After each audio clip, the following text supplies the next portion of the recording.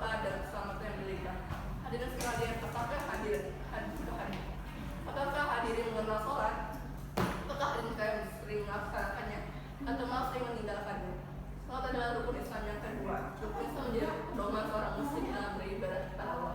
Dalam bahasa Arab, kata sholat berarti berdoa untuk melakukan kebaikan.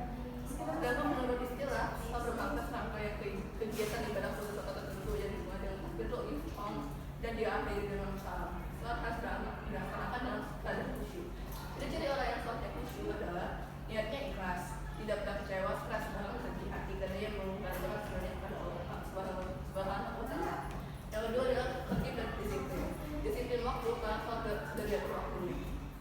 Tiga adalah tawadhu dan rendah hati. Orang yang sholatnya khusyuk akan menyadari bahwa manusia sangatlah terbatas dan tidak boleh sekali.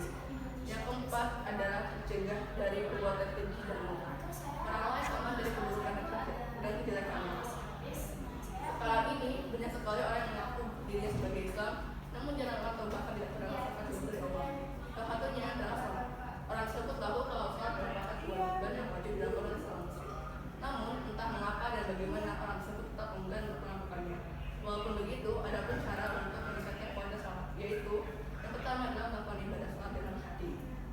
Dalam melakukan ibadah sholat, harusnya bukan hanya anggota tubuh kita yang mengikuti gerakan dan gerakan sholat, namun kita juga perlu mengikutkan hati dalam melaksanakan sholat bersama seluruh umat tersebut.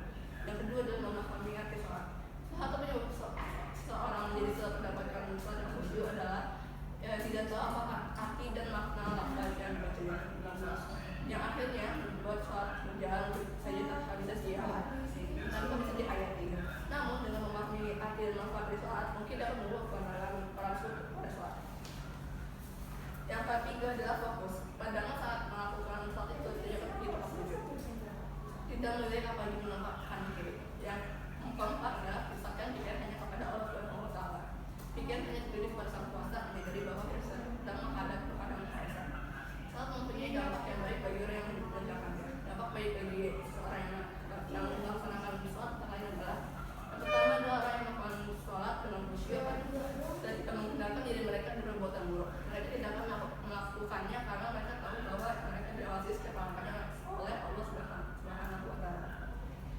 Seperti firman Allah pada surat Al-Ankabut ayat 5, yaitu yang berarti sesungguhnya sholat mencegah dari perbuatan keji dan munkar. Orang yang sholat dengan sungguh-sungguh akan menjaga kesadaran dan pengendalian diri mereka masing-masing. Dengan sholat, manusia ingat akan dirinya sebagai hamba yang harus selalu mengabdi kepada Allah, sehingga mereka sadar akan dirinya dan selalu menjaga diri dari termasuk. Mendekatkan diri dengan Allah dengan sholat, kita ingat akan dekatnya Allah kepada kita, sehingga membuat umat Islam semakin mendekatkan diri kepada Allah. Yang ketiga adalah merasa kesamaan, persatuan dan persaudaraan.